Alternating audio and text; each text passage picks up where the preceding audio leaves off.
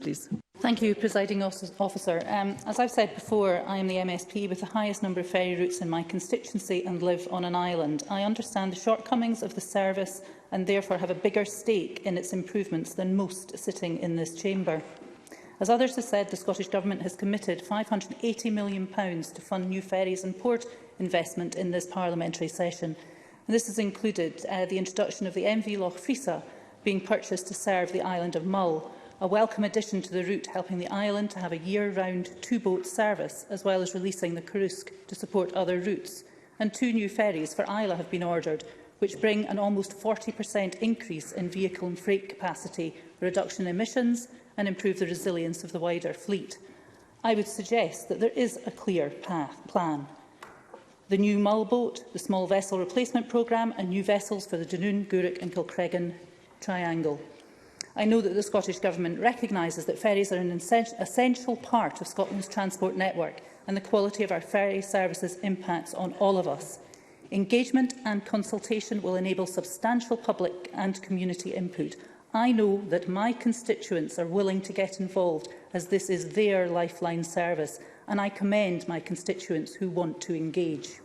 For example, the Islay Ferry Group completed sterling work informing Transport Scotland, CalMac and CMAL on the projected ferry demand of the whisky industry, farming and tourism to inform the design of the new ferries, as well as on timetable changes. 11 days I convened a meeting on Jura linking the Community Council and Development Trust with Transport Scotland, CalMac, Argyll and Bute Council and Highlands and Islands Enterprise. As an island off an island, Jura is not unique in this, but it does give them a slightly more complicated approach to travel. By bringing these key stakeholders into the same room as the Jura folk, we were able to discuss the constraints and issues of their transport services and explore solutions. There are concerns around crew staffing on the Jura route. It is good that these connections have been strengthened here to look into resolutions to ensure this lifeline service is fit for purpose. The Scottish Government provides funding for local authority ferries like the Jura Ferry, and I am therefore pleased that the Transport Minister has committed to meet with local authority partners on this. And later this month, I am hosting a public meeting with CalMac on Mull to ensure islanders have their say on how the ferry situation impacts on their lives. The following day, CalMac and I will meet with the Mull and Iona Ferry Committee to progress matters raised. And tonight, as that has been mentioned before, CalMac management will be in Parliament to speak to MSPs, and I hope to see all speakers, and perhaps everybody that's in the chamber here, taking part in this debate there. My constituents in Argyll and Bute are rightly concerned about ferries, but they are looking forward with the SNP, engaging with stakeholders, seeking solutions, being what islanders are, resilient. The SNP in Argyll and Bute advanced in last week's local government election, increasing its vote share and number of councillors. Meanwhile, the Tory vote share reduced, and in every single seat that has a ferry service, the Tory vote went down. So, in the spirit of cross-party cooperation, I will let the Scottish Tories into a secret.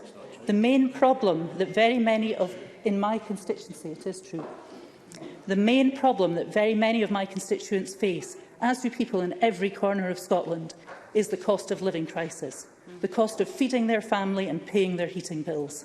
Perhaps instead of grandstanding over ferries, Conservative members here might like instead to have words with the Chancellor of the Exchequer.